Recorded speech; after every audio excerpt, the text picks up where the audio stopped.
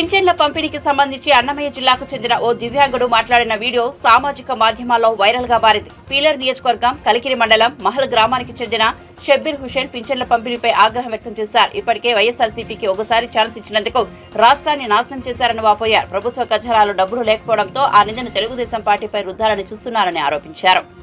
అందరికీ నమస్కారం. నా పేరు ఎస్పీ షబ్బీర్ హుసేన్, దివ్యాంగుడిని. ఏప్రిల్ 1వ తారీఖు ఈ నెల పెన్షన్ రావాల్సింది రాకపోవడం కారణం దీనికి వైఎస్ఆర్సీపీ చేస్తున్న అబద్ధపు ప్రచారం. అది ఏమిటంటే నారా చంద్రబాబు నాయుడు గారు పెన్షన్ ని ఆపేశారని సజ్జల గారు కానివ్వండి, వైఎస్ఆర్సీపీ నాయకులు కానివ్వండి చెప్పడం జరుగుతుంది. ఈ వైఎస్ఆర్సీపీ చెప్తున్న అబద్ధపు ప్రచారం, దుష్ప్రచారం ఈ పెన్షన్దారులు నమ్మద్దండి. ఎందుకంటే వీళ్ళ మాటలు నమ్మి మోసపోయి ఒకసారి ఓటు వేసాము కాబట్టి ఆ ఓటుని వీళ్ళు ఈ ఆంధ్ర రాష్ట్రాన్నే నాశనం చేసేశారు. ఈ మళ్ళా అధికారంలో రావాలనుకుని వీళ్ళు చేస్తున్న ఒక అబద్ధపు ప్రచారం, దుష్ప్రచారం తప్ప మరొకటి లేదు. ప్రభుత్వంలో ఖజానా లేకపోవడం వల్ల వైఎస్ఆర్సీపీ ప్రభుత్వం ఇవ్వలేకపోయింది, పెన్షన్ ని అందించలేకపోయింది.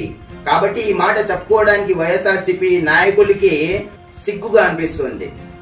అందువల్లనే నారా చంద్రబాబు నాయుడు గారి పైన, తెలుగుదేశం పార్టీ పైన అబద్ధపు ప్రచారం చేస్తూ వాళ్ళపైన నెట్టేయడం జరుగుతోంది.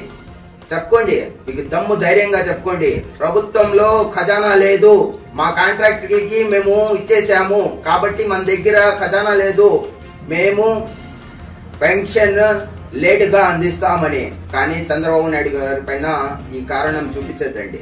ఎందుకంటే మీరు చేస్తున్నది తప్పు. మోసపోవద్దండి. పెన్షన్దారులకు కూడా ఒక మాట చెప్తున్నా, మోసపోవద్దండి. ఎందుకంటే ఈ వైసీపీకి నమ్మి ఒకసారి ఓటు వేసి పాపాన ఈ ఆంధ్ర రాష్ట్రాన్ని నాశనం చేసేశారు. ఇంకోసారి నమ్మితే ఈ ఆంధ్ర రాష్ట్రాన్ని అమ్మేస్తారు. పెన్షన్దారులు కూడా ఆలోచించుకోండి.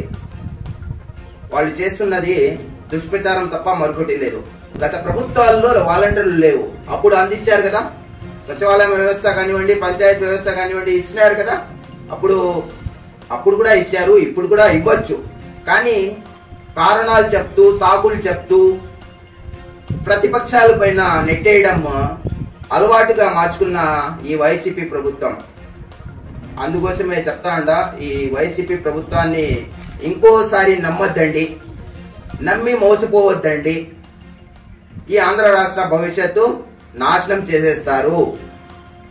కాబట్టి నారా చంద్రబాబు నాయుడు గారి పైన వేసిన ఈ నిందని అబద్ధం. 2024లో తెలుగుదేశం పార్టీ అధికారంలోకి రాబోతోంది. ఈ ప్రభుత్వం చేస్తున్న ఒక దుష్ప్రచారాన్ని నమ్మొద్దండి.